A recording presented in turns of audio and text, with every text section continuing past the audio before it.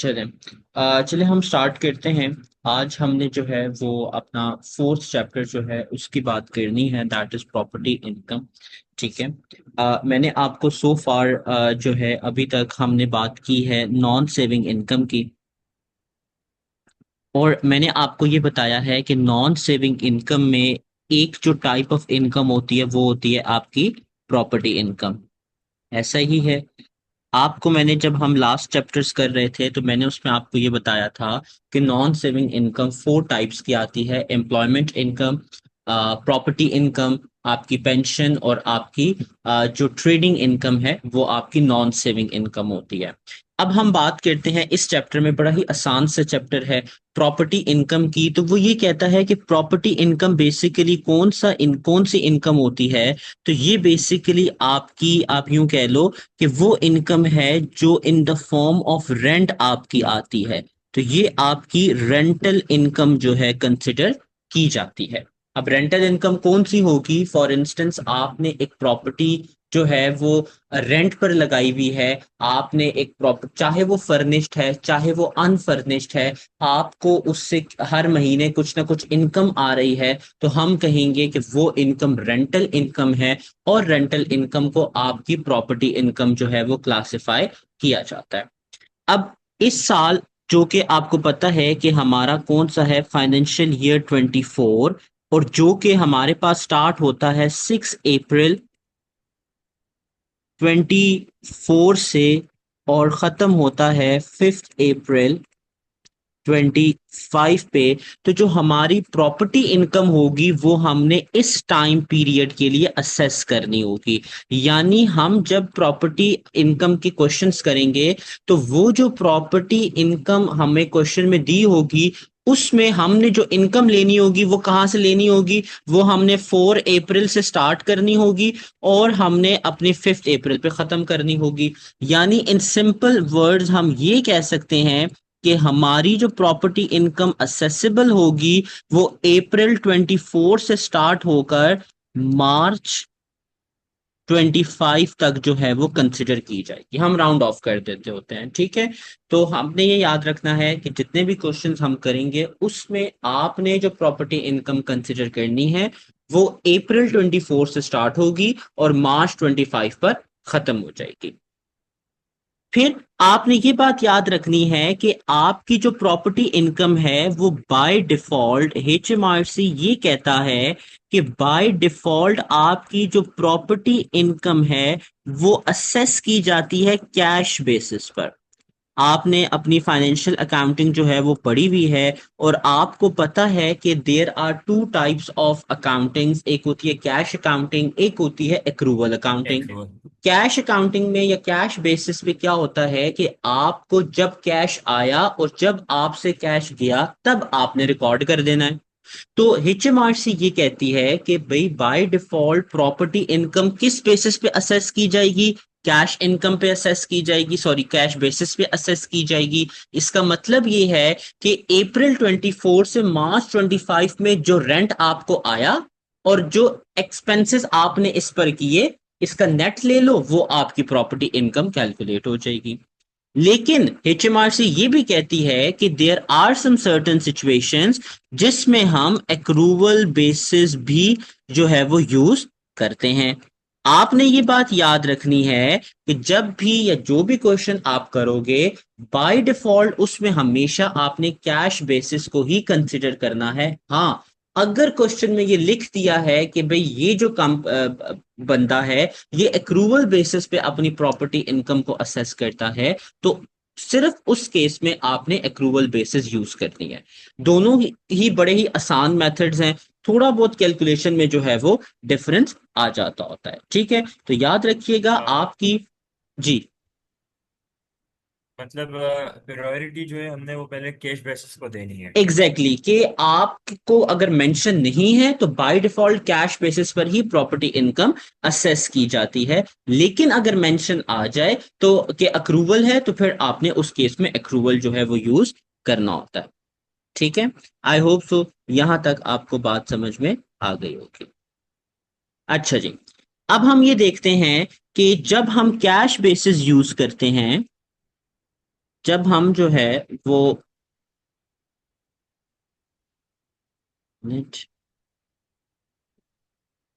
जब हम cash basis जो है वो यूज करेंगे,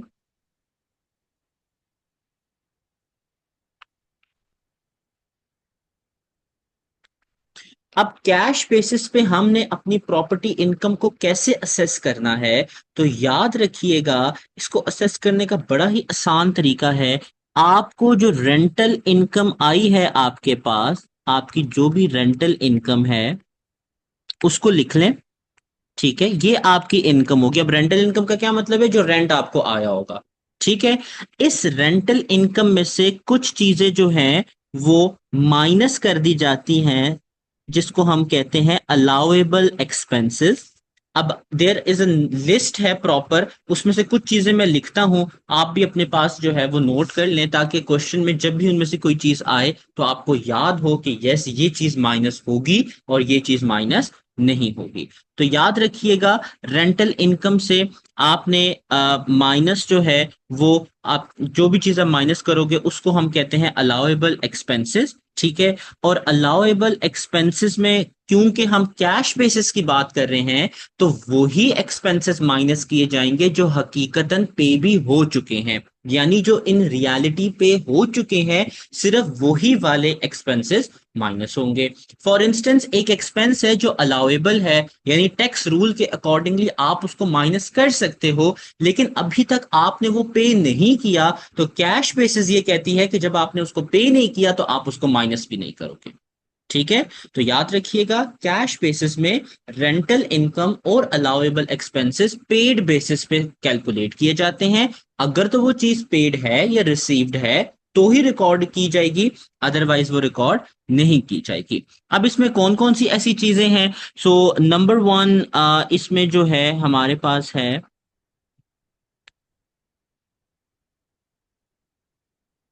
मेंटेनेंस फी। आपने अपना जो घर है जो आपने रेंट आउट दिया हुआ है, कोई भी फ्लैट है जो रेंट आउट किया, उसकी जो मेंटेनेंस फी होगी वो आपका एक अलाउएबल एक्सपेंस होगा, उसको अपनी रेंटल इनकम से माइनस करोगे।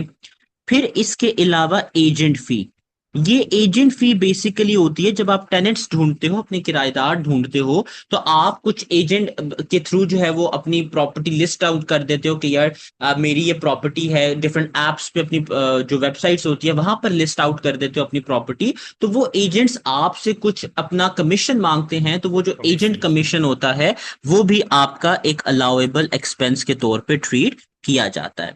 फिर नंबर थ्री हमारे पास आ जाता है काउंसिल टैक्स। देखें जी, यूके में ऐसा होता है कि आपका घर जिस जगह पे है वहां पर आप, वहां की जो काउंसिल है, जो सोसाइटी है, वहां पर आपको पानी का और कुछ वहां पर थोड़ा बहुत टैक्स जो है वो देना पड़ता है, वो जो गवर्नमेंट का बेसिकली जाता है, वो टैक्स भी आपको as a allowable expense treat किया जाता है। ठीक है जी। फिर जैसे इसमें, सेपरेट हो गए। सॉरी, जैसे like separate. Exactly exactly. Number four पे आपके साथ इसके लिख ले वाटर रेट। वाटर रेट का मतलब होता है वाटर के टैक्सेस। ठीक है,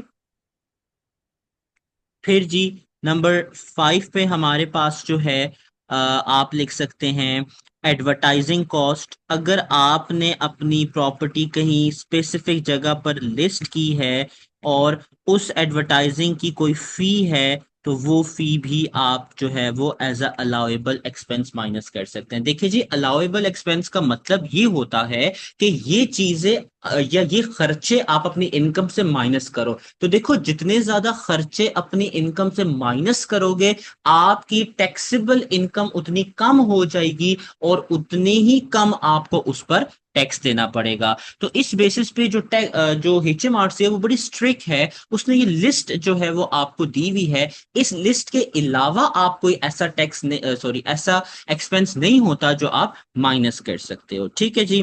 फिर इसके अलावा अगर उस घर में कोई हाउस हेल्प है, यानी आपका कोई सर्वेंट वगैरह है, उस सर्वेंट की जो फी है, जिसमें गार्डनर की फी हो सकती है, शेफ की फी हो सकती है, जो उस घर में मौजूद है, या उस जो केयर टेकर्स होते हैं घर के, उनकी जो फीस वगैरह होती है वो भी एक अलाउएबल एक्सपेंस के तौर पर ट्रीट किया जाएगा। फिर नंबर 7 पर आपने याद रखना है कि आप अगर जो है अपनी प्रॉपर्टी की कोई इंश्योरेंस पे कर रहे हो, जो ऑब्वियसली इन मेजर केसेस होती ही है, तो जो भी इंश्योरेंस आप पे करते हो अपनी प्रॉपर्टी की, वो भी आपका एक अलाउएबल एक्सपेंस जो है वो ट्रीट किया जाता है। फिर नंबर 8 याद रखिएगा, अगर आपके घर में किराएदार रह रहे हैं तो वो कुछ चीजें तोड़ फोड़ भी करते हैं, तो याद रखिएगा जो चीज ऑलरेडी आपके घर में मौजूद है और वो खराब हो गई है, उसको रिपेयर करने की जो कॉस्ट होगी वो आप अपनी कह सकते हो कि एज अ अलाउएबल एक्सपेंस जो है वो माइनस हो सकता है। आई होप सो यहां तक आपको बात समझ में आ गई होगी। इसके अलावा भी एक दो एक्सपेंसेस और हैं, वो भी हम लिख लेते हैं ताकि हमें जो है क्वेश्चन में कोई ऐसा मसले की बात ना हो। एक बड़ा इंपॉर्टेंट इसमें कॉन्सेप्ट है कि अगर आप अपने घर में पेंटिंग करवा रहे हो, यानी कलर वगैरह करवा रहे हो एंड उसको डिकोर कर रहे हो, तो ये भी जो कॉस्ट है वो आपकी एक अलाउएबल एक्सपेंस के तौर पर ट्रीट की जाती है। ठीक है, तो ये तमाम ये मेजर बेसिकली वो चीजें हैं, वो एक्सपेंसेस हैं जिनको हम जो है वो कलेक्टिवली कहते हैं, इनको कलेक्टिवली हम कहते हैं allowable expenses, allowable expenses for tax purpose। ठीक है जी, ये याद रखिएगा कि ये वो बेसिकली एक्सपेंसेस हैं जो आप अपनी रेंटल इनकम से माइनस कर सकते हो। फिर इसके बाद एक बड़ा इंपॉर्टेंट कॉन्सेप्ट इसमें आता है जो नंबर 10 पे मैं सेपरेटली यहां लिखता हूं। नंबर 10 पे आप इसमें एक और चीज माइनस करते हो जिसको बेसिकली हम कहते हैं रिप्लेसमेंट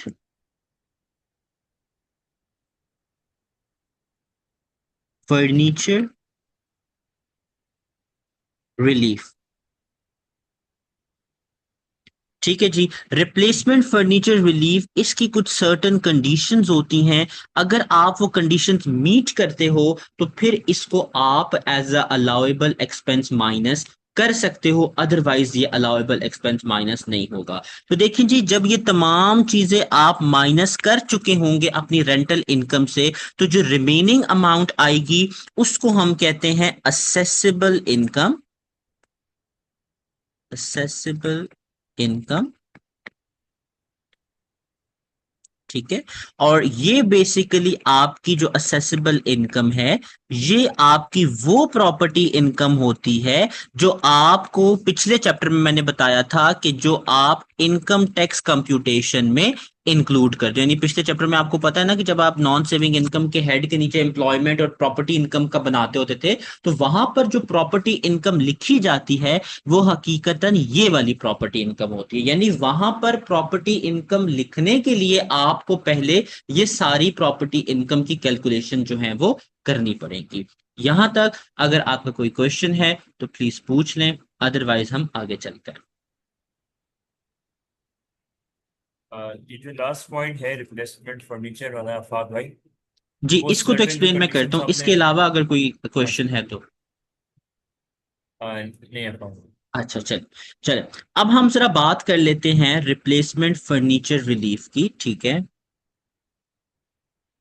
अच्छा, अब आपने जरा ये बात ध्यान से सुननी है कि देखें, जब आप एक घर को रेंट पे दे रहे हैं तो उस घर में आपके कुछ एक्सपेंसेस भी होंगे। आपको पता है कि आपके एक्सपेंसेस जो हैं वो आपके एक्सपेंसेस जो हैं वो दो तरह के होते हैं। एक आप कह लो कि जो आपका एक्सपेंस है उसको हम कहते हैं कैपिटल एक्सपेंस,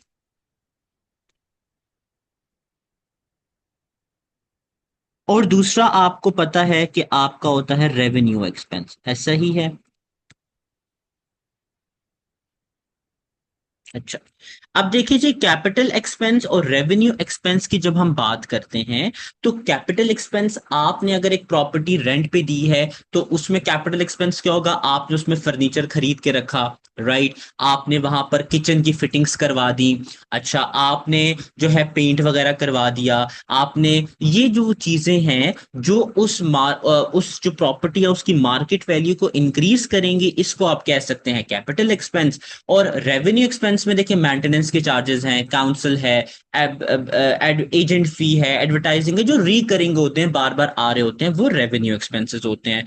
देखिए जी, एचएमआर से ये कहती है कि आप चाहे वो एक्सपेंस कैपिटल है या रेवेन्यू है, अगर वो अलाउएबल है, यानी मोस्ट ऑफ द केसेस में ये अलाउएबल एक्सपेंसेस होते हैं, ठीक है।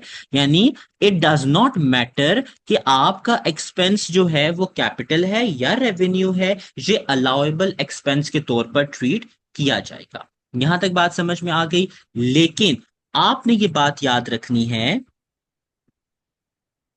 कि आपकी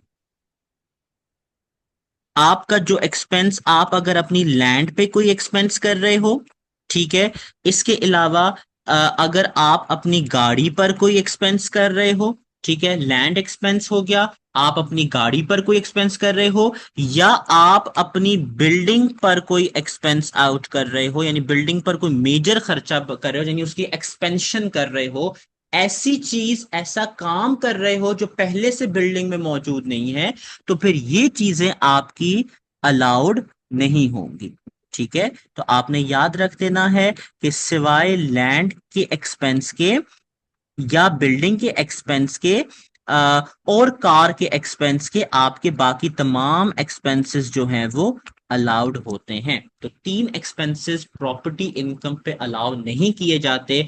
आपने गाड़ी का कोई एक्सपेंस किया, आपने बिल्डिंग का कोई ऐसा एक्सपेंस जिससे बिल्डिंग एक्सपैंड हो रही है, या ऐसा खर्चा जो पहले से बिल्डिंग में मौजूद नहीं था, और आपने जमीन, जो लैंड है जहां पर वो बिल्डिंग मौजूद है, उस लैंड की कोई एक्सपेंशन कर दी, उस लैंड की कोई मॉडिफिकेशन कर दी जिससे उसकी प्राइस इंक्रीज हो गई, तो ये तमाम चीजें आपकी अलाउएबल एक्सपेंसेस में नहीं आएंगी। यहां तक बात समझ में आ गई। चल, इसके बाद आपने एक बात ये याद रखनी है कि जितने भी अलाउएबल एक्सपेंसेस होते हैं, ऑल अलाउएबल एक्सपेंसेस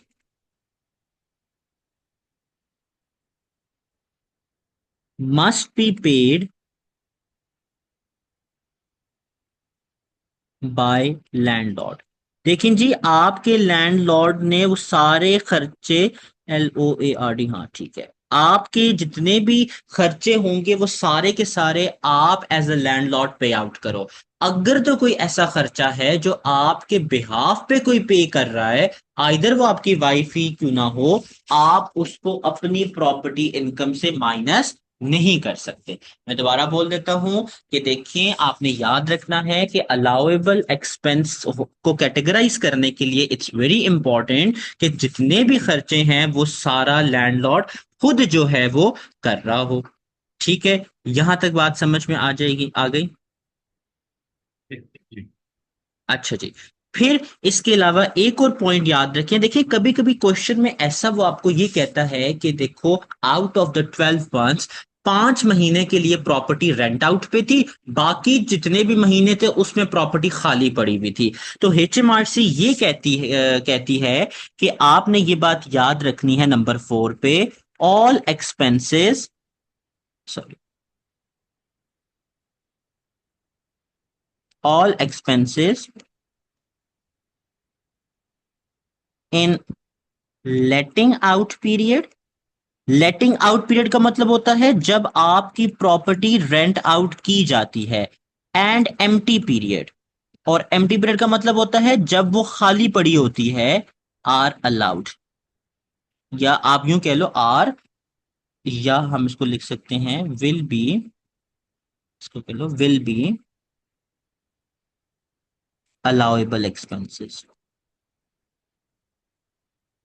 ठीक है। अगर आप कोई भी खर्चा कर रहे हो उस वक्त जब प्रॉपर्टी रेंट आउट हुई हुई है, या उस वक्त जब प्रॉपर्टी खाली पड़ी हुई है, तो वो खर्चे आपके अलाउएबल होंगे, गिवन द सिनेरियो के अगर वो खर्चे वो वाले हैं जो मैंने ऊपर आपको लिस्ट आउट करवा दिए। यानी आप काउंसिल टैक्स पे करो, काउंसिल टैक्स तो हर महीने पे किया जाता है, तो डजंट मैटर कि आपकी प्रॉपर्टी रेंट आउट पे है या फ्री पड़ी हुई है, काउंसिल टैक्स आप अलाउेबल एक्सपेंस के तौर पे माइनस करोगे। वाटर रेट्स हर महीने पे होते हैं, मेंटेनेंस हर महीने पे होती है, हाउस हेल्प हर महीने पे होती है, राइट। तो ये वो एक्सपेंसेस हैं जो आपके हर वक्त अलाउेबल होंगे। डज नॉट मैटर कि आपकी जो प्रॉपर्टी है वो खाली पड़ी हुई है या उसमें कोई रेंट वाला बंदा जो है वो मौजूद है।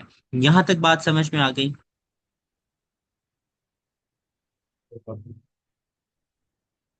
सॉरी, आपकी मुझे आवाज नहीं आई। ये फार्म अच्छा अच्छा, सही है, ठीक हो गया। चलें जी। अब हम बात करते हैं। अच्छा, आपने एक बात ये याद रखनी है कि कब और कब हम जो है ये क्लासिफाई कर सकते हैं कि हमारा एक्सपेंस अलाउेबल है या नहीं। तो उसके लिए आपने ये बात याद रखनी है, point number 5। If an expense is incurred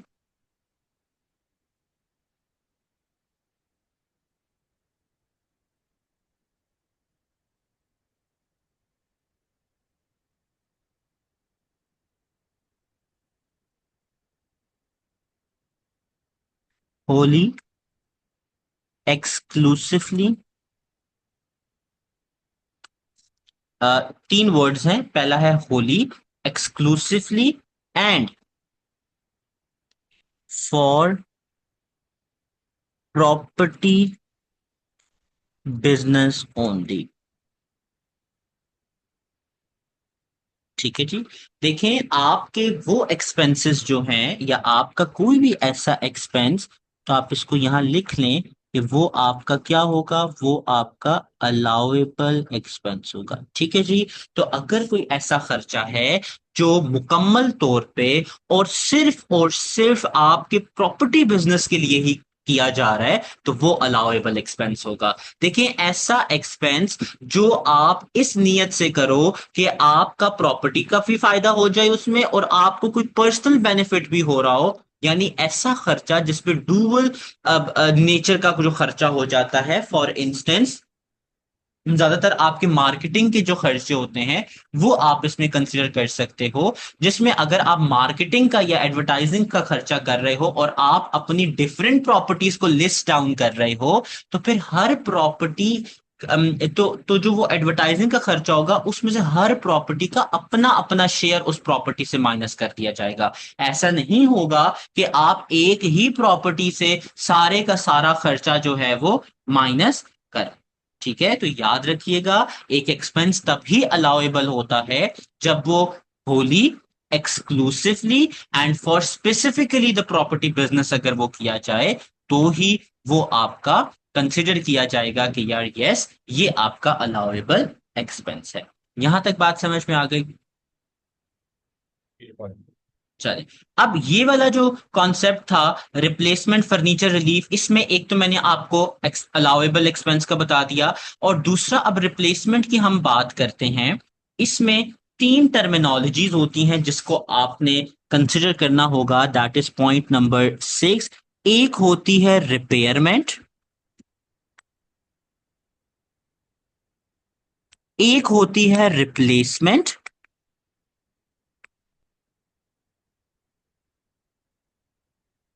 repayment, replacement, और एक होती है रीडेकोरेशन। सॉरी, डेकोरेशन की स्पेलिंग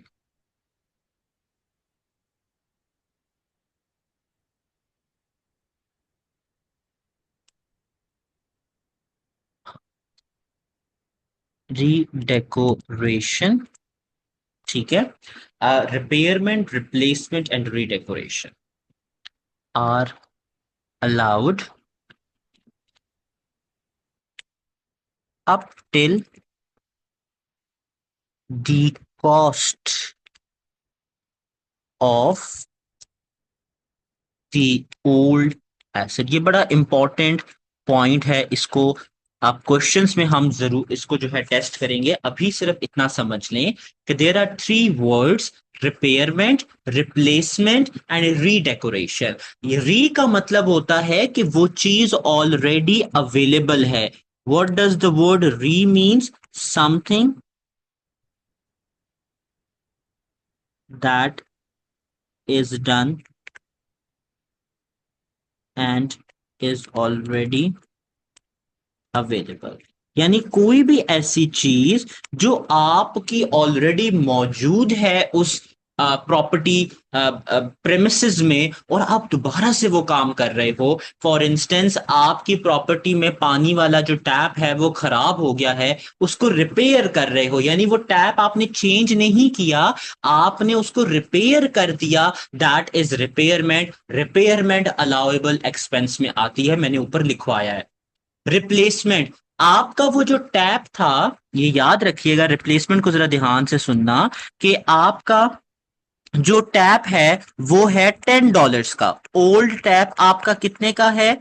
आपका $10 का है। आपने जो नया टैप लेकर आए हैं वो भी $10 का है, तो आपकी ये वाली रिप्लेसमेंट अलाउड होगी। आपकी रिप्लेसमेंट उतनी ही अमाउंट की अलाउड होती है जितना आपका पुराने वाला एसेट होता है। सेम मॉडल का एसेट होना चाहिए, उस हू बहू वही चीज होनी चाहिए जो ऑलरेडी आपने अपनी प्रॉपर्टी में लगाई हुई है। हाँ, अगर मैं इसको यूं कहूं कि देखो $10 का टैप था और जो मैं नया टैप लेकर आया वो $20 का था, तो फिर ये अलाउएबल एक्सपेंस नहीं होगा, ये कैपिटल एक्सपेंस में क्लासिफाई हो जाएगा, और सॉरी कैपिटल एक्सपेंडिचर। और ये वो चीज है जो आपकी बिल्डिंग की जो क्या कहते हैं वैल्यू को इंक्रीज करेगी, क्योंकि नई चीज लगी हुई है आपकी बिल्डिंग में, तो ये प्रॉपर्टी इनकम पे अलाउड नहीं होगा। इस पर हम कैपिटल गेन टैक्स चार्ज करेंगे, जो हम कैपिटल गेन में पढ़ेंगे। यहां तक आपको बात समझ में आई? ठीक है।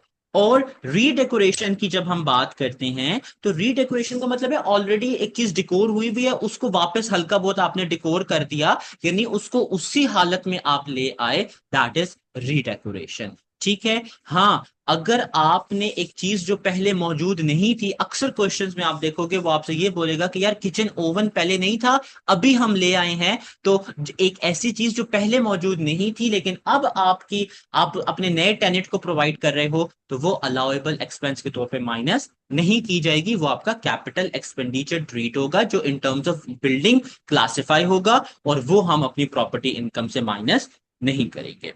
यहां तक आपको बात समझ में आई है? अगर कोई सवाल है तो पूछ लें, नहीं तो हम इसका एक क्वेश्चन सॉल्व करते हैं और फिर हम जो है वो आगे चलते हैं।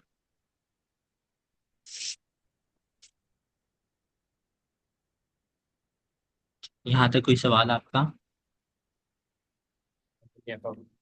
अच्छा, बस एक आखिरी बात जो है वो याद रख लें, नंबर 7 पे मुझे याद आ गई, दैट इज कि initial cost of anything in property is not allowed. यानी फर्स्ट टाइम अगर आप कोई चीज बाय कर रहे हो ना, फॉर इंस्टेंस देखो आपने अपनी प्रॉपर्टी में किचन ओवन रखा हुआ है, आप उस किचन ओवन की जो रियल प्राइस थी वो कभी भी माइनस नहीं करोगे अपनी प्रॉपर्टी इनकम से। ठीक है। तो जो फर्स्ट टाइम आप जो भी चीज खरीदते हो, वो चीज या उस चीज की जो प्राइस है वो कभी भी आपकी प्रॉपर्टी इनकम से माइनस नहीं होती। मुझे जरा एक सेकंड दे दे, मैं बस अपना लैपटॉप चार्ज पे लगा दूं।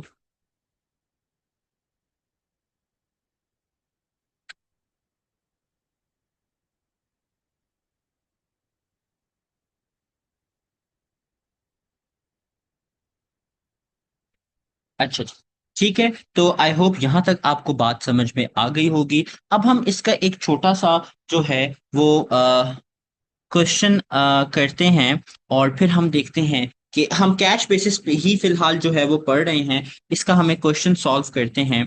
क्वेश्चन के लिए मैं आपकी बुक जो है आपके साथ शेयर करता हूं, और फिर मुझे जरा बताइएगा, एक मिनट, कि आपको स्क्रीन नजर आ रही है या नहीं। चलिए जी, आपको बुक वाली स्क्रीन नजर आ रही है? ये बाबू। चलें जी, देखें जी, क्वेश्चन बड़ा ही सिंपल सा क्वेश्चन है, स्टार्ट करने लगे हैं। कहता है कि Henry owns a property that was that was let for the first time on 1 July 2024। देखिए जी, आपका ये टाइम पीरियड 1 जुलाई 2024 अप्रैल 24 से मार्च 25 के दरमियान में आ रहा है। दिस मीन्स कि ये हमारे पास फाइनेंशियल ईयर 24 की बात कर रहा है। The rent was 5,000 per annum. 90% of the questions में आपको जो रेंट दिया होता है वो पर एनम दिया होता है। तो आपने याद रखना है कि जब पर एनम रेंट की बात की जाए तो आपने उसको अपने मंथ्स में कन्वर्ट जरूर करना होता है, या आपको एटलीस्ट ये जरूर पता हो कि मंथली रेंटल इनकम कितनी है। तो मंथली रेंट इनकम जरा अली निकाल के मुझे बताएं कि 5,000 पर ईयर है तो मंथली रेंटल इनकम कितनी हो जाएगी। 416.67। ठीक हो गया जी। ठीक। देखिए वो ये कह रहा है कि इस पेड क्वार्टरली इन एडवांस, आप कब पे कर रहे हो, एडवांस में पे कर रहे हो।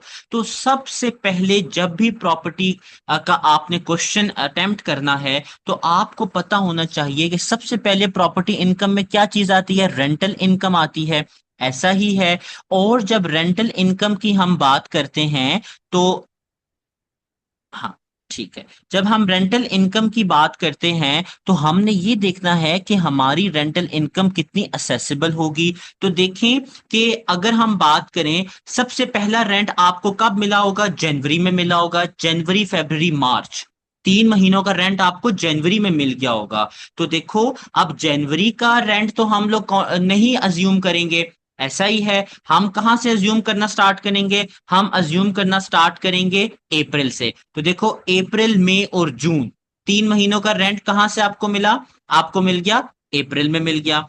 उसके बाद जुलाई, अगस्त, सितंबर, then October, November, December, then January, February, March.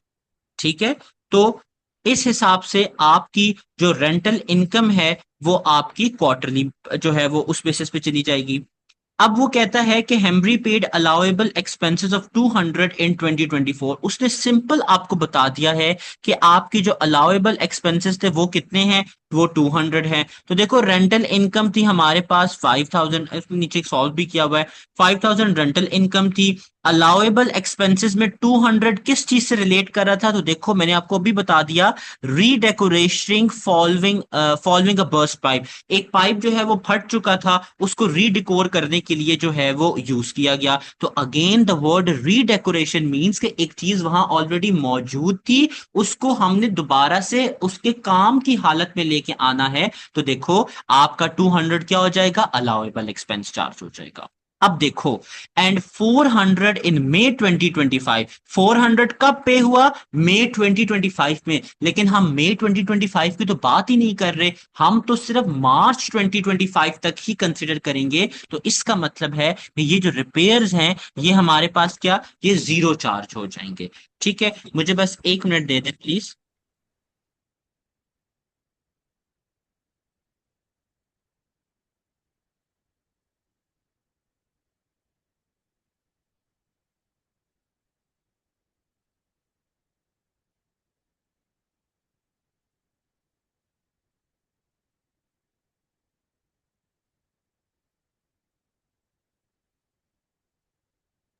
Okay, sorry for the pause. अच्छा, मैं आपको ये बता रहा था कि देखो, 5,000 आपकी रेंट इनकम हो गई। ठीक है। 200 उसने बोला कि आपका अलाउएबल एक्सपेंस है। अब 200 अलाउएबल क्यों है, बिकॉज वो रीडेकोरेशन से रिलेट करे, एंड देखो वो पे भी हो चुका है। द वर्ड पेड, ठीक है, आपने याद रखना है, हम कैश बेसिस की बात कर रहे हैं, और कैश बेसिस में पेड का वर्ड बड़ा ही इंपॉर्टेंट होता है। अब देखें, वो ये कहता है कि 400 जो है आपने मई में पे करना है। ये तो मार्च 2025 के बाद पे हो रहा है, आप इसको इंक्लूड नहीं करोगे। बेशक आपके वो जो रिपेयर, देखो रिपेयर वर्क है और मार्च 2025 में कंप्लीट हो रहा है, लेकिन आपने उसको पे नहीं किया। तो मैंने आपको स्टार्ट में बता दिया था कि जब वो पे नहीं होगा आप उसका कुछ भी माइनस नहीं करोगे। तो ये कब इंक्लूड होगी, ये फाइनेंशियल ईयर 25 में जाके इंक्लूड हो जाएगी। यहां तक बात समझ में आ गई आपको। फाक भाई, दो चीजें थी। मतलब अभी जो हमारा फाइनेंशियल ईयर होगा वो अप्रैल से मार्च तक है। हाँ, तो आपने अपनी उसके बाद आसानी के जो लिए भी, याद रखना है, अप्रैल 24 से मार्च 25 तक आपका जो टैक्स ईयर है या फाइनेंशियल ईयर जो है वो चलेगा। ठीक है। तो उसके बाद जो अगर कोई एक्सपेंस होगा तो वो तो एक्रूअल बेसिस पे होगा। क्योंकि हम तो pay within the given period ही कर रहे हैं, कैश बेसिस पे। अच्छा, अब अक्रूवल की फिलहाल मैंने आपको अभी तक बात नहीं बताई, ठीक है? अभी तक बस सिंपल आप ये बात याद रखो, अगर तो कोई भी पैसे इस टाइम पीरियड के दरमियान में पे हो रहे हैं, आपने उसको जी अपनी जी। अलाउेबल एक्सपेंस में इंक्लूड करना है, ठीक है? और ठीक है। अगर नहीं हो रहे तो मत इंक्लूड करो। सो फार बस आपने ये बात याद रखनी है। ठीक है। एक लास्ट क्वेश्चन ये था कि जो आपने तीन टर्मिनोलॉजीज लिखवाई थी, रिपेयरमेंट, रिप्लेसमेंट और रीडेकोरेशन, तो बेसिकली ये जो तीन हैं ये इसलिए यूज होती है कि जो एसिड है उसकी उसकी असली असल हालत में लाने के लिए जो भी एग्जैक्टली कॉस्ट एक्सपेंस ऐसा है। ही है, बिल्कुल ऐसे ही। देखो मैंने आपको पहले ही बता दिया, जो चीज आपकी प्रॉपर्टी में मौजूद नहीं है, आप उसको लेकर आ रहे हो, वो आपका एक्सपेंस नहीं होता, वो आपका कैपिटल एक्सपेंडिचर इन कैलकुलेट होता है, उस पर अलग टैक्स लगता है। आपने ये बात याद रखनी है, जो चीज ऑलरेडी आपके पास प्रॉपर्टी में मौजूद है और वो ठीक करवा रहे हो, उसको वापस उसकी रीयूजेबल हालत में लेकर आ रहे हो, वो वाला एक्सपेंस आपका अलाउड होगा, ठीक है?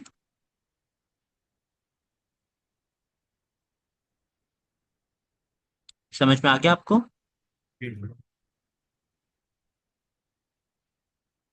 चले चले, आगे चलते हैं। अच्छा, अब हम जो है आगे एक और क्वेश्चन की बात कर लेते हैं।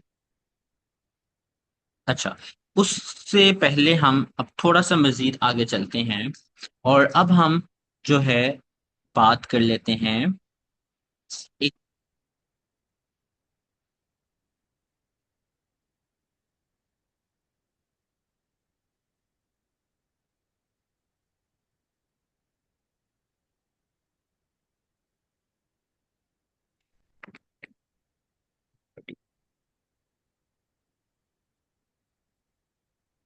तब होता है कि आपने एक प्रॉपर्टी खरीदनी है, और ऐसी प्रॉपर्टी खरीदनी है जिसको आपने रेंट पे देना है, ठीक है?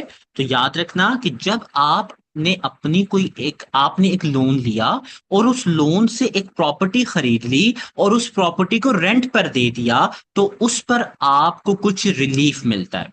अब वो रिलीफ क्या होता है, तो आपने ये बात याद रखनी है कि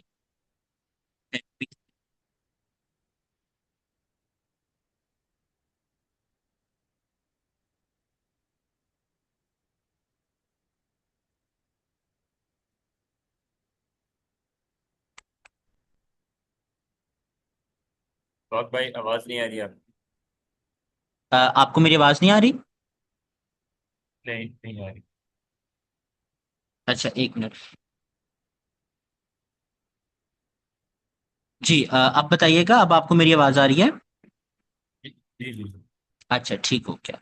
अच्छा, देखिए जी, मैं ये कह रहा था कि जब आपने एक लोन लिया, ठीक है, और उस लोन से एक प्रॉपर्टी खरीद ली और वो प्रॉपर्टी आपने रेंट पर दे दी, तो एचएमआरसी ये कहता है कि क्योंकि आपने एक प्रॉपर्टी खरीदी है जो आपने रेंट पर दी है, तो उस लोन पर लगने वाला जो इंटरेस्ट होगा उसका मैं आपको रिलीफ दूंगा। तो आपने ये बात याद रखनी है कि वो रिलीफ आपको कितना मिलेगा।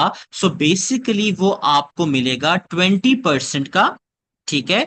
और वो 20% कहां से डिडक्ट होगा? Tax relief of basic rate of 20% will be given on,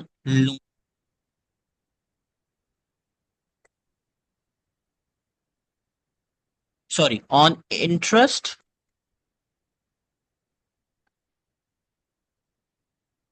taken to property,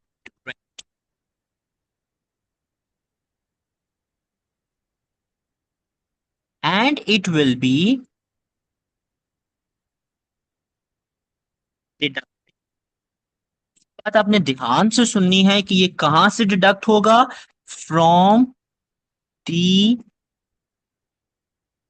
tax liability. देखें जी, ये प्रॉपर्टी इनकम से कभी भी डायरेक्ट डिडक्ट नहीं होगा, बल्कि आपको याद है जब आखिरी चैप्टर में, लास्ट चैप्टर में हमने बात की थी कि जब आप बेसिक रेट और हायर रेट और एडिशनल रेट लगा देते हो, तो वो जो लाइबिलिटी आती है ना, टैक्स लाइबिलिटी में कर देनी है।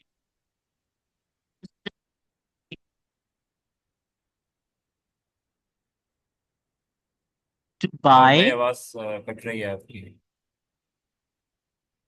सॉरी, आप क्या कह रहे हो, दोबारा बोलना। आवाज आपकी जो है वो डिस्टर्ब हो रही। अच्छा, एक प्लीज। आई गेस मेरे शायद इंटरनेट में इशू आ रहा है। अच्छा, अभी मुझे बताना, आपको मेरी आवाज आ रही है सही? जी जी, साउंड इज। अच्छा चलो।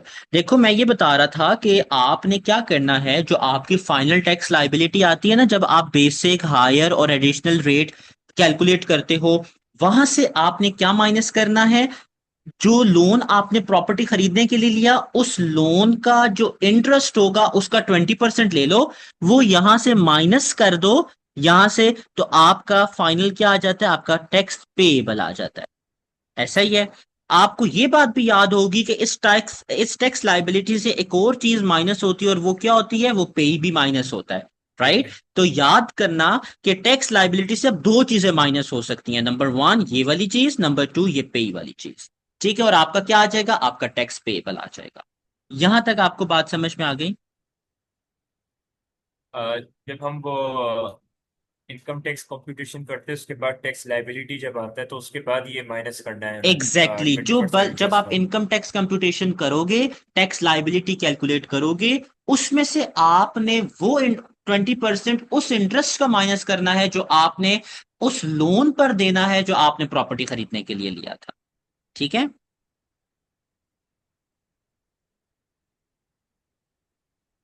यहां तक बात समझ में आई? ये प्रॉब्लम। चलो, अब देखो हम इसकी भी इलोस्ट्रेशन एक देख लेते हैं। ठीक है, ताकि आपको ये बात मजीद जो है वो समझ में आ जाए। अब देखो, वो कहता है कि Adam owns a residential property that he let's out का मतलब है कि वो रेंट आउट पे दे रहा है। During the tax year 2024 to 25, he received rent of £15,000 and paid the following expense। अच्छा, ये उसने कुछ एक्सपेंसेस पे किए हैं। उसने एजेंट फी पे की है, इंश्योरेंस पे की है, गार्डनर कॉस्ट पे की है। अब ये देखो, ये बड़ी इंपॉर्टेंट चीज है। Interest cost on loan to acquire property, जिसकी मैंने आपको भी बात बताई। ठीक है? और इसके साथ साथ उसने आपको ट्रेडिंग इनकम भी दे दी है, और आपको बैंक इंटरेस्ट इनकम भी दे दी है। सबसे पहले अली हमने कैलकुलेट करनी है प्रॉपर्टी इनकम। प्रॉपर्टी इनकम के लिए जी, आप रेंटल इनकम कितनी रही है? उसने ऑलरेडी आपको बता दिया है, 15,000 रुपए आपको एज अ रेंटल इनकम जो है वो रिसीव हो रहे हैं। ठीक है? आपको पता है, उसमें से 1,000 रुपए की एजेंट फी माइनस कर देंगे, 1,000 रुपए, 1,500 की इंश्योरेंस माइनस कर देंगे, 1,300 की गार्डनर कॉस्ट माइनस कर देंगे। माइनस करके जरा बताना कि हमारी असेसिबल इनकम कितनी आ रही है, असेसिबल प्रॉपर्टी इनकम। सारे अलाउबल एक्सपेंस है ना इस। एग्जैक्टली, ये मैंने आपको लिखवाए हुए हैं, सारे अलाउेबल जी जी। एक्सपेंसेस हैं। एंड दूसरी बात, क्योंकि हम कैश बेसिस पढ़ रहे हैं, तो देखो ये सारे एक्सपेंसेस पेड भी हैं, तो हमें इनको माइनस करना होगा। ठीक है? तो हमारी एक्सेसिबल इनकम है वो आ रही है 11,200। 11,200। अब देखो, आपने जब अपना इनकम टैक्स कंप्यूटेशन बनाओगे, तो उसमें जब आप लिखोगे non saving income and saving income, तो देखो नॉन सेविंग में उसने आपको ट्रेडिंग इनकम कितनी दी हुई है? 42,000 की। फिर प्रॉपर्टी इनकम उसने आपको अब कितनी आ दी? प्रॉपर्टी इनकम 11,200 की। ठीक है? और बैंक इंटरेस्ट हमारे पास कितना आ गया? 800 का। यहां से अब आप इसकी जो है वो टोटल इनकम कैलकुलेट करो। फिर उसमें से कोई रिलीफ तो है नहीं हमारे पास, तो वही नेट इनकम हो जाएगी। उसमें से पर्सनल अलाउंस माइनस करो। फिर अपनी टैक्सेबल इनकम कैलकुलेट करके मुझे टैक्स लाइबिलिटी कैलकुलेट करके बताओ। आपने मुझे टैक्स लाइबिलिटी जो है वो कैलकुलेट करके बतानी है, फिर मैं आगे बताता हूं आपने क्या करना है। आप मुझे टैक्स लाइबिलिटी जरा कैलकुलेट करके बताओ प्लीज।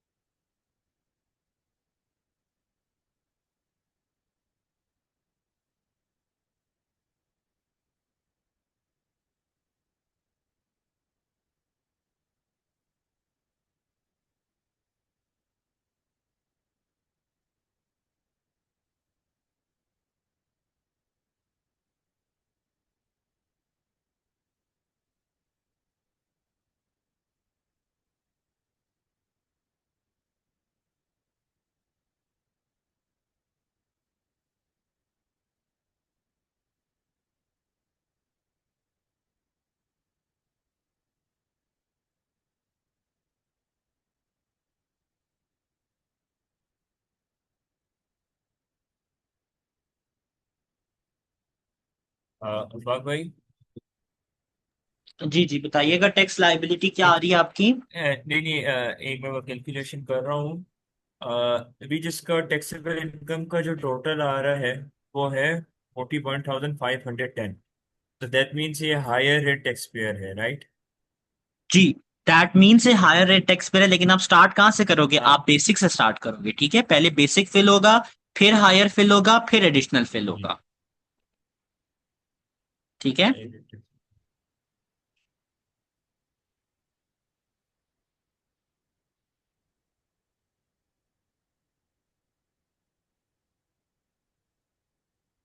ये हायर रेट टैक्स पेयर है तो दैट मीन्स कि जिसका एनआरबी होगा 500 होगा।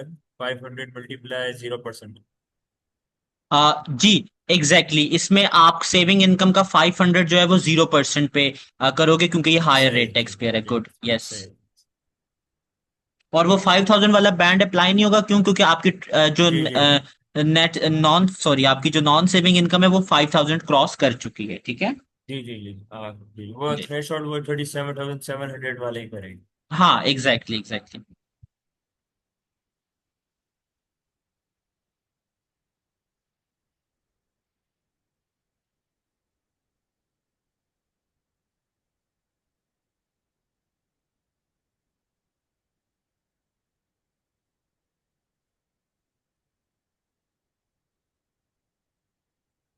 अफाक भाई, जो टैक्सेबल लाइबिलिटी आ रही है वो है 8,788।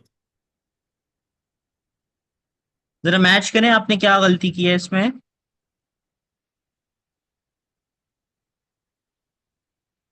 ये क्वेश्चन मैंने आपके सामने ओपन किया, अब जरा मैच करें इसमें क्या गलती ये आ रही है। 880 था या 800 था? ये 800 था, ये लिखा हुआ है देखें। ओ, 800। वो अच्छा, यहाँ पे वो 880 लग रहा है ये जो है ना। अच्छा अच्छा। बाकी चलें चलिए, अगर वो बाकी 80 सही का है। डिफरेंस है तो बस ठीक है, कोई मसला नहीं है। हाँ इसका मतलब है सही आपने है किया सही सही है। है, बस दैट्स फाइन। अब अच्छा, अब यहां से आगे सुने देखें। अब ये आपकी क्या है, ये 8832 आपकी टैक्स लाइबिलिटी आ गई है, ठीक है? मैंने आपको बताया था कि ये जो आपका इंटरेस्ट है ना, interest cost on loan to acquire property कितना है? 7500। यानी आप 7500 रुपए का इंटरेस्ट पे कर रहे हो। लेकिन HMRC ये कहता है कि देखो, 7500 का जो इंटरेस्ट आप पे कर रहे हो ना, इसका आप 20% ले लो। 7500 का 20% लो, तो वो आपके पास बनता है 1500। वो कहता है कि मैं तुम्हें 1500 से टैक्स रिलीफ दे रहा हूं, तुम ये 1500 रुपए अपनी इस लाइबिलिटी से माइनस करो, और कितना पे करना पड़ेगा तुम्हें? 7332 जो है वो टैक्स तुम्हें पे करना पड़ेगा, ठीक है? मतलब तो अभी ये जो जो भी, हमारे पास, जी जी, अभी ये जो टैक्सेबल टैक्स लाइबिलिटी जो आई है 8,832 की, इसमें से हम वो डिडक्ट करेंगे इंटरेस्ट ट्वेंटी इसमें से परसेंट का, राइट? आपने अपना जो इंटरेस्ट ऑन प्रॉपर्टी लोन होगा ना, उसका 20% डिडक्ट करना है हमेशा। चाहे वो बेसिक रेट है, चाहे वो हायर रेट है, that is none of the concern. आपने सिंपल उठा लो हमारे इंटरेस्ट को, 20% लो, बस वो अपनी लाइबिलिटी में से माइनस कर दो। तो वो फिर हमारे पास फाइनल आंसर आ जाएगा इनकम टैक्स पेपर जो है। हाँ, उसको इनकम टैक्स पेएबल आप जी कंसिडर कर सकते हो, यस। जी जी ठीक है, यहां तक बात समझ में आ गई आपको? जी जी, यहां तक बात समझ में आ गई। जी जी जी, चलो, ठीक है जी। अब हम आगे चलते हैं। अच्छा, ये कैपिटल एक्सपेंडिचर मैं ऑलरेडी आपको बता चुका हूं कि कैसे रिपेयर्स और कैपिटल एक्सपेंडिचर में डिफरेंशिएट करना है। इसका भी हम एक क्वेश्चन करते हैं, फिर हम जो है ना इस पर आगे चलते हैं। देखने दे जरा क्वेश्चन। हाँ ठीक है, ये वाला क्वेश्चन जो है वो काम का लग रहा है मुझे। इस क्वेश्चन को जरा पहले हम कर लेते हैं। अच्छा जी, एक मिनट बस। चैप्टर कितना बड़ा है, ये छोटा है ये चैप्टर बेसिक? नहीं नहीं, ये बस 2 लेक्चर्स का चैप्टर है, इंशाल्लाह कल ये वाइंड अप हो जाएगा। आधा आज करेंगे, आधा इंशाल्लाह कल। ठीक है। अच्छा, चलें, इस क्वेश्चन को जरा देख लें। इसमें ऑल दो कुछ ऐसी चीज है जो हमने अभी तक नहीं पढ़ी, लेकिन हम सिर्फ वहीं तक स्टिक रहेंगे जितना हमने अभी सो फार पढ़ा है। तो देखिए, हम सिर्फ इसको थ्योरेटिकल सॉल्व करेंगे, ज्यादा नहीं इसको सॉल्व करते हैं। देखिए जी, मई 2024 में उसने बेडरूम कर्टन्स को रिप्लेस कर दिया $150 से, ठीक है? अब यहां पर देखें, वो ये कहता है the old bedroom curtains had no disposable value. आपने जो पुराने कर्टन्स उतारे थे उसकी कोई भी डिस्पोजेबल वैल्यू नहीं थी, और उसकी जगह आपने अपने कर्टन्स जो है वो रिप्लेस कर दिए हैं। तो again the word replacement mean कि जो पुरानी चीज थी उसकी जगह आपने वैसी ही नई चीज लगा दी। तो ये जो 150 पाउंड होगा ये आपका क्या हो जाएगा, अलाउेबल एक्सपेंस कंसिडर हो जाएगा। यहां तक बात समझ में आ गई। ये देखें, यहां पर उसने अपना अलाउेबल एक्सपेंस जो है वो ट्रीट किया। ये बात समझ में आ गई।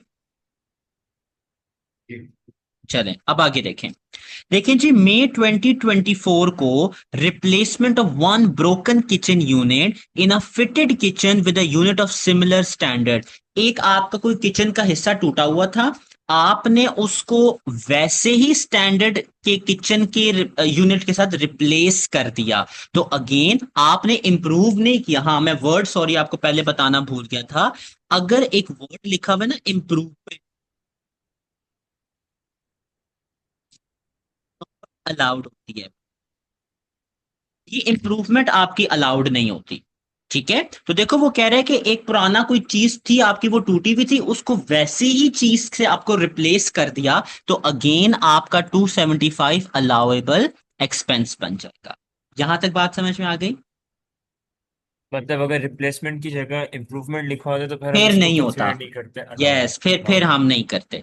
ठीक है, फिर हम उतनी ही अमाउंट का करते जितनी का पुरानी अमाउंट था। फॉर इंस्टेंस, वो ये कहता कि पुराना जो यूनिट था वो 275 का था, आपने इंप्रूव करके 500 का लगा दिया, तो 500 में से सिर्फ कितना अलाउड होगा, 275 अलाउड होगा, क्योंकि वो पुराने की वाली वैल्यू है। नया के जो बाकी रिमेनिंग है वो अलाउड नहीं होगा। ठीक है।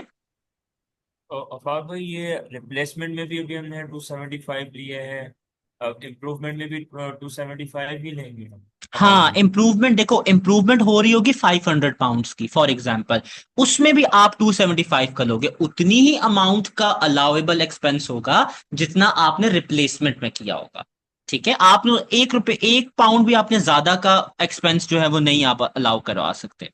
ठीक है।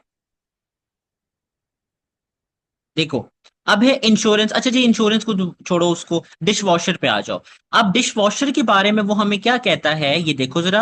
अ dish washer had not previously been provided in the property. यानी पहले डिश वॉशर कोई नहीं था, अब आपने जाके खरीदा, तो इसका मतलब है ये न्यू चीज आ गई ना, न्यू एडिशन हुआ। ये आपका कैपिटल अच्छा। एक्सपेंडिचर रिकॉर्ड हो जाएगा, और ये क्या होगा, ये नॉट अलाउड होगा। इसको आप अलाउ नहीं करवा सकते, क्योंकि आप एक नई चीज एंटर करवा रहे हो अपनी प्रॉपर्टी में। यहां तक बात समझ में आ गई आपको। मतलब सिर्फ जो आपने टर्मिनोलॉजीज जो लिखवाई थी वही सिर्फ हम इंक्लूड कर सकते हैं एज अलाउड एक्सपेंस। एग्जैक्टली देखो ना, डिश वॉशर उसने बोला कि पहले मौजूद नहीं था, आप अभी खरीद रहे हो, इंप्रूवमेंट हो गई ना एक तरीके से, न्यू जी। एडिशन हो गया एक तरीके से, आप उसको अलाउ नहीं करोगे। ठीक है, समझ में आया। जी ओके। लेकिन अगर वो यूं कहता कि भाई हमारा जो ओल्ड डिश वॉशर था ना, वो था 400 का, नहीं सॉरी, वो था हमारे पास 380। ओहो, एक मिनट। आपको वो ये कहता कि हमारा जो ओल्ड डिश वॉशर है ना, वो है लेट्स से 200 का। ठीक है, आपने न्यू डिश वॉशर खरीदा 380 का। वो ये कहता है मुझे बताओ ये अलाउड होगा या नहीं, तो आप कहोगे कि 200 क्या होगा, अलाउड होगा,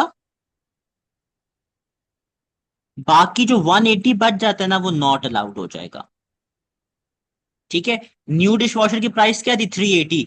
आप 380 सारा नहीं माइनस करोगे, आप सिर्फ पुराने वाले की कीमत माइनस कर दोगे, बाकी जो 180 था वो आपका खर्चा है, वो आपका कैपिटल एक्सपेंडिचर है, वो नहीं माइनस होगा इसमें से। ये बात समझ में आ गई।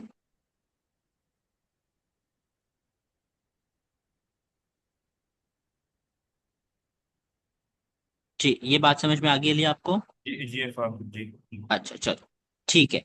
आज के लिए हम एक और कॉन्सेप्ट पढ़ते हैं, फिर हम इसको वाइंड अप करते हैं। तो अब जो हम एक कॉन्सेप्ट पढ़ने जा रहे हैं, आपको थोड़ी देर पहले मैंने ये बताया था कि तीन तरह की जो चीजें हैं वो माइनस नहीं होंगी। कौन कौन सी? तो ये देखिए मैंने ऊपर लिखवाया हुआ है, आपकी land, car and building. Building की तो बात चलो मैंने आपको भी बता दी कि उसमें इंप्रूवमेंट्स वगैरह या उसमें न्यू एडिशंस वो अलाउेबल एक्सपेंस नहीं है, राइट। अब हम स्पेसिफिकली बात करते हैं कि ये कार का क्या चक्कर है। तो कार के लिए जो है ना, एक रूल्स डिफाइन हुए हैं जिसको हम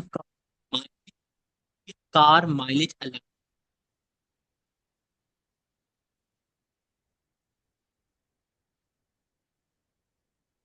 भाई अ,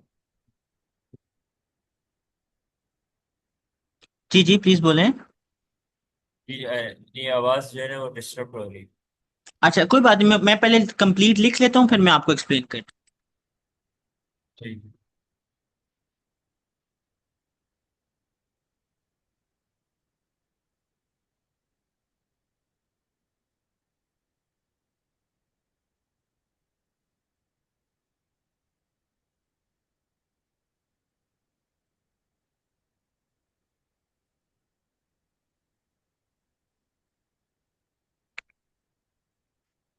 इसको आप भी नोट कर लें, फिर मैं इसको आपको एक ही दफा में एक्सप्लेन करता हूँ, ठीक है।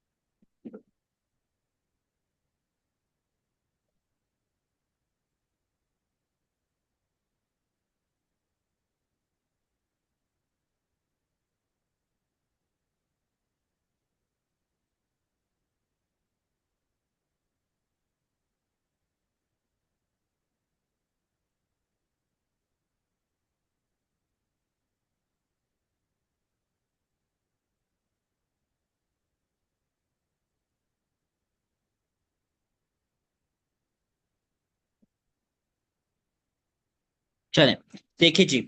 अब कि कार माइलेज अलाउंस के केस में HMRC बेसिकली आप सॉरी HMRC बेसिकली जो है वो अलाउ नहीं करता। अगर आप कोई गाड़ी वगैरह खरीद रहे हो ना, तो उस गाड़ी का खरीदना जो है वो आपके लिए एक कैपिटल एक्सपेंस होता है, कैपिटल एक्सपेंडिचर होता है, ठीक है। वो आप अपनी प्रॉपर्टी इनकम से माइनस नहीं कर सकते। बट यस, आप अगर उस गाड़ी को चला रहे हो, ठीक है, तो उस गाड़ी के चलाने पर आपको कुछ माइलेज अलाउंस मिलता है। आपका वो जो माइलेज अलाउंस होता है वो आप जो है एक स्पेसिफिक पॉइंट तक माइनस कर सकते हो एज अ अलाउेबल एक्सपेंस अपनी प्रॉपर्टी इनकम से, ठीक है। तो आपने क्या बात याद रखनी है कि गाड़ी को खरीदोगे, ये वाली जो एक्सपेंस होता है ये आप अपने प्रॉफिट से माइनस नहीं करोगे। लेकिन अगर आप गाड़ी चला रहे हो या आपकी गाड़ी as a part of your property income use की जा रही है, तो फिर उस गाड़ी के चलने पर आपको पहले 10,000 माइल्स पर 45 पेनी पर माइल के हिसाब से जो है वो अलाउंस मिलेगा। और अगर 10,000 से क्रॉस कर जाती है माइलेज, तो फिर 25 पेनीज पर माइल आपको मिलेगा। यानी लेट्स से अगर आपने 8,000 माइल्स कवर अप किया है, तो 8,000 माइल्स मल्टीप्लाई बाय 0.45, जो भी आंसर आता है इतना एक अलाउंस आपको जो है वो कंसिडर, सॉरी, इतना अलाउंस आपको जो है वो मिल जाता होता है। यहां तक बात समझ में आई? ये जो ये दो। सेकंड जी आपने जी। जो हायर से पहले ये कितने 10,000 से ज्यादा है? ये 10,001, 10,001 से लेकर हायर माइल्स, अच्छा जी हाँ जी। ठीक है। आप इसको लिख लो, फिर मैं इसके क्वेश्चन आपको करवाता हूँ, आपको और समझ में आ जाएगा अच्छे से। दैट मीन्स कि अगर हमारी जो कार है वो चल रही है 8,000 माइल्स तक, तो हम्म। हमें 45 सेंट्स का जो है वो अलाउंस जो है मल्टीप्लाई करके जो एग्जैक्टली। भी आएगा वो यस अलाउंस देना होगा। Yes yes yes. ठीक है। अब देखो इसका क्वेश्चन, यहाँ पर जो क्वेश्चन हम कर रहे थे इसी को कंसिडर करते हैं। देखो, Amal drove 120 miles in her car in relation to the property business. ठीक है, देखो उसका कोई प्रॉपर्टी बिजनेस था। ठीक है, बिजनेस से रिलेटेड जो है, उसने अपनी गाड़ी को कितना माइल चलाया, 120 माइल्स चलाया। ऐसा ही है। और देखो अमल ने क्या कर लिया, अप्रूव्ड माइलेज अलाउंस क्लेम कर लिया। तो आप सिंपली क्या करोगे, 120 को किससे मल्टीप्लाई कर दोगे, 45 पेनीज के साथ मल्टीप्लाई कर दोगे। तो देखो मैं आपको इसकी वर्किंग दिखा देता हूं। 120 मल्टीप्लाई बाय 45 पेनी, 54 आ गया। ये 54 as a allowable expense minus कर दिया जाएगा आपकी रेंटल इनकम से। तो याद ये रखना, अगर गाड़ी खरीद रहे हो, उसकी उसकी प्राइस नहीं माइनस होगी, लेकिन हाँ, गाड़ी अगर प्रॉपर्टी इनकम से रिलेटेड चला रहे हो, ये भी बड़ी जरूरी बात है कि अगर गाड़ी प्रॉपर्टी रिलेटेड बिजनेस से नहीं चल रही, यानी आपने कोई प्रॉपर्टी बिजनेस वाला कोई काम करने के लिए गाड़ी नहीं चला रहे, आप घूमने फिरने चले गए हो, तो वो वाला फिर माइलेज क्लेम आप यहां से माइनस नहीं करोगे। ठीक है। आपको माइलेज क्लेम माइनस करने के लिए जरूरी है कि आपकी वो जो गाड़ी है वो प्रॉपर्टी बिजनेस के लिए चलनी चाहिए। और उसके भी क्राइटेरिया है, पहले 10,000 माइल्स के लिए 0.45 पाउंड या 45 पेनीज, और अगर 10,000 माइल्स को एक्सीड कर जाते हो तो फिर आपको 25 पेनीज पर माइल के हिसाब से HMRC का अलाउंस जो है वो मिलेगा। यहां तक बात समझ में आ गई आपको? तो ये जो माइलेज अलाउंस है हम इसको एज अलाउेबल एक्सपेंस जो है कंसीडर करेंगे। Exactly exactly. आपने याद रखना है, अगर गाड़ी प्रॉपर्टी बिजनेस के लिए चल रही है तो फिर आप माइलेज अलाउंस को as a allowable expense treat करोगे। लेकिन अगर गाड़ी प्रॉपर्टी बिजनेस के लिए नहीं चल रही, फिर कोई माइलेज अलाउंस आपको नहीं मिलेगा। ये बात भी याद रखनी है। ठीक है। मतलब अगर हम जैसे पर्सनल यूज में करें तो हाँ, नहीं नहीं, फिर माइलेज तो माइनस नहीं होगा नहीं। ना, फिर तो अलाउंस नहीं मिलेगा। फिर तो अगर आप पर्सनल अलाउंस के चक्कर में अगर HMRC आए, फिर तो वो झूके के सारे लोग बोले भाई हम तो पर्सनल अलाउंस, पर्सनल गाड़ी का यूज करते तो हमें अलाउंस दो। राइट, तो HMRC ने कहा है, अगर गाड़ी आप अपनी प्रॉपर्टी बिजनेस के लिए यूज कर रहे हो तो फिर अलाउंस क्लेम कर लो। ऐसा नहीं है कि आप बच्चों को ड्रॉप करने जा रहे हो, रेस्टोरेंट पे खाना खाने जा रहे हो, तो वहां पर आप गाड़ी का अलाउंस नहीं क्लेम कर सकते। ठीक है। यहां तक आपको बात समझ में आ गई? ठीक है। चलो, आज के लिए इतना ही रखते हैं। हमने अभी तक क्या बात की, हमने बात की प्रॉपर्टी इनकम की। प्रॉपर्टी इनकम क्या होती है, उसमें सबसे पहले आपकी हमने की रेंटल इनकम की, जिसमें हमने ये कहा कि रेंटल इनकम क्या होती है, जब आप अपनी प्रॉपर्टी को रेंट आउट करते हो, उस पर मिलने वाली इनकम जो है वो आपकी रेंटल इनकम होती है। उसमें से डिफरेंट आप अलाउेबल एक्सपेंसेस को माइनस करते हो। चलो यहां पर आप,